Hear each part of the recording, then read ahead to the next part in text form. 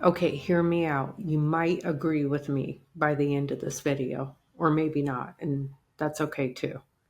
So, we had moved from Chicago, Illinois when I was in seventh grade. I was in sports, I had friends, it was great, I loved it. Incredible Euros right up the street from us. I'll never forget that. And we moved to Stone Mountain, Georgia, and I went to a Catholic school. And the teacher was, how do I say this politely? Mean. Mean. She was a nun. She was mean. She didn't like the boys and the girls talking. And I had just discovered boys. So I liked talking to them. Wasn't a good fit. I didn't say yes, ma'am, and no, ma'am. I said, yeah, no, cool, bro, dude. I didn't mean to. I mean, I grew up on the West Coast and I was a skater kid. So I just talked how I talked and it wasn't good for me. One day I got to a breaking point, and it was after she had accused my best friend Jennifer of cheating on a test. And I said, listen here, we're tired of you. We're tired of the way you treat us. And she said, children, everyone out. And so I got my books and I started to follow everyone. And she said, not you. And they wanted to kick me out of school. My parents pleaded with the mother superior to at least allow me to finish eighth grade, which they did. But to this day, I have never regretted that moment. It was very painful at the time, it was very scary. But I had a voice and I don't like bullies. I've had this little thread throughout my life where if someone's being mean or picking on someone smaller than them, I stand up to them. I have that right. So fast forward to 2020. It was the year of insanity and everything was to protect us. I had seen on a video that day of teachers who were aggressively taping masks onto these little kids' faces, and their tears were coming out, and I was livid, livid, because it struck that chord in me of don't pick on someone littler than you. Maybe it was the whole teacher thing again. I don't know.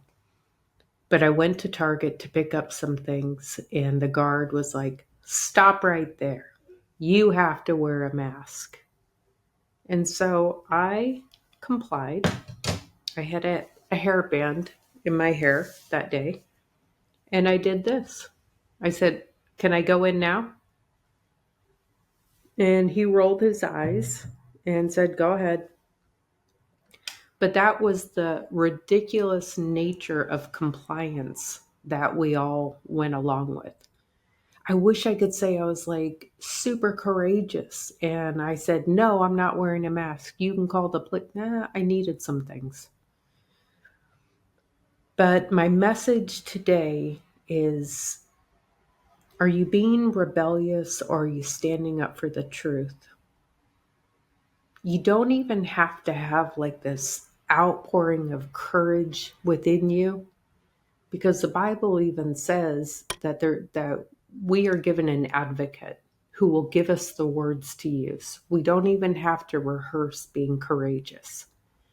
But I rely on that when I go into scary situations, or I'm trying to find my voice, or I'm trying to stand up for something that's not right. And I pray to the Holy Spirit and I say, give me the words, please.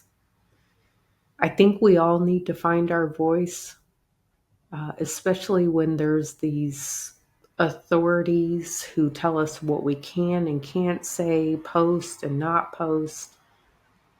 And I know this may be confusing because I was criticizing a Catholic nun, but then I talk about the Bible. I don't care if you're in a church or you're in a religion or you're an authority figure. If you're mean to little kids, I'm going to say something. And I know the guard was just doing his job at Target that day, but what kind of job was it? I think finding our voice is a good thing.